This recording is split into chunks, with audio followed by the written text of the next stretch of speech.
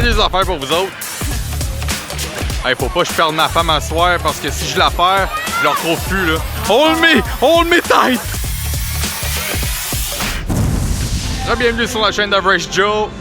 N'hésitez pas à lâcher un commentaire puis un like, ça aide beaucoup mon algorithme. Pour ceux qui me regardent présentement, laissez un commentaire du genre first. Même si vous êtes le 32e, je vais rire. Aujourd'hui, on est après le jour de l'indépendance du Vietnam. Ils appellent ça le Labor Day, le jour du travailleur. Fait que pour eux, c'est comme une longue semaine de congé. À la fin avril, ils ont le jour de l'indépendance, puis au début mai, ils ont le jour du travailleur. Pour célébrer cette journée, ben, les gens à Da Nang, ils viennent tous se réunir à la même endroit, qui est le Dragon Bridge. Fait que là, il y a une tonne de motocyclettes parkées partout. Ça a été l'enfer de trouver du parking. Il a fallu qu'on paye. Hey, regardez-moi le show de lumière.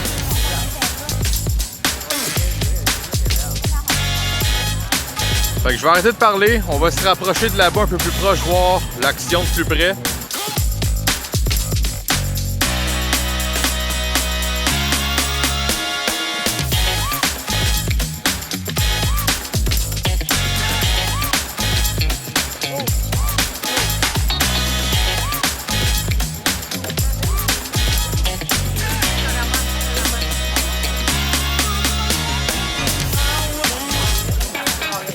Phần bãi ghế chú quay lại ghế chú.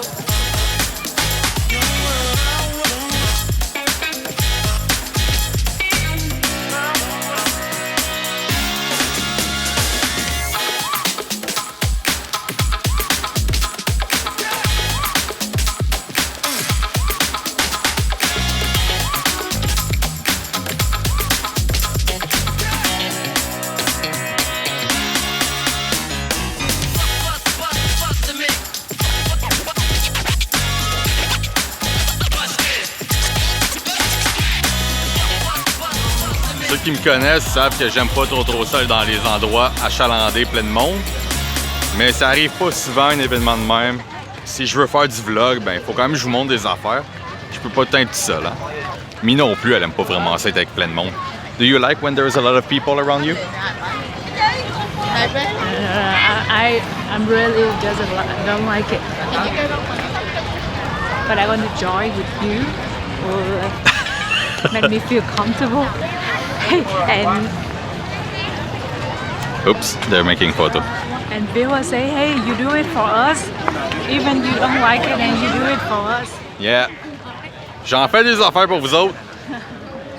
En même temps, ça me crée des souvenirs. Fait que why not? Coconut.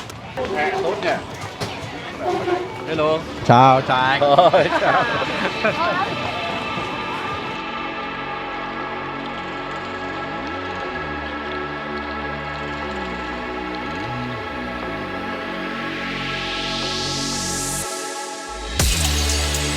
Hey, faut pas que je perde ma femme à soir parce que si je la perds, je la retrouve plus là. Tout le monde se ressemble, moi les cheveux noirs puis un petit peu le timbre jaune. Me, I don't want to lose you. Yeah. That's why we hold in hands. Yeah. Hold me tight.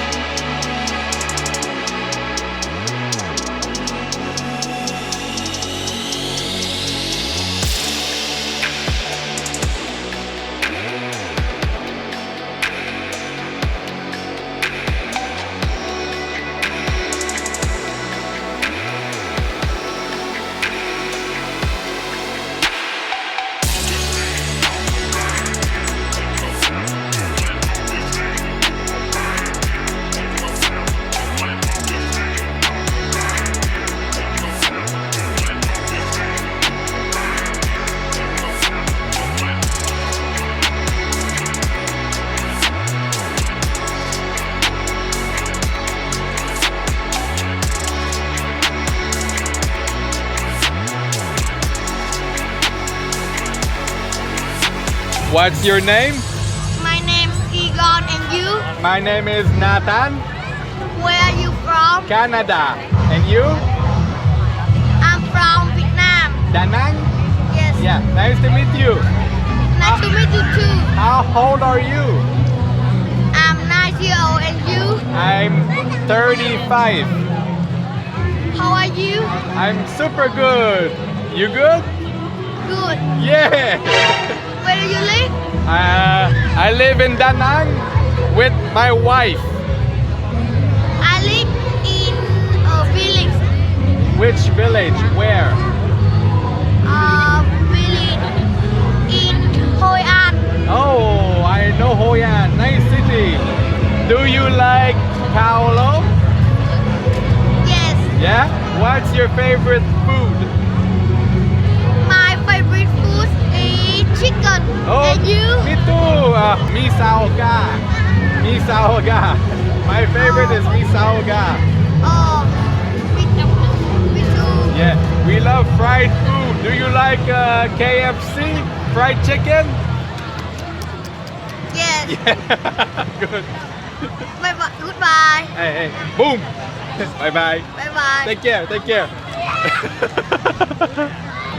Ici au Vietnam, les enfants apprennent un anglais très basique comme Hello, how are you? What's your name? How old are you? Where are you from? C'est ce qu'ils se font enseigner par leur professeur d'anglais, c'est pour ça que je suis resté très basique avec lui. Éventuellement, j'aimerais peut-être ça enseigner l'anglais ici au Vietnam, puis essayer d'approfondir un peu le langage parce que je trouve qu'ils se limitent trop au basique, puis une fois qu'ils ont fini leur phrase préfète, ils s'en vont. Fait qu'ils ont fait leur devoir. Mais je pense qu'il y a moyen d'aller approfondir cet anglais-là.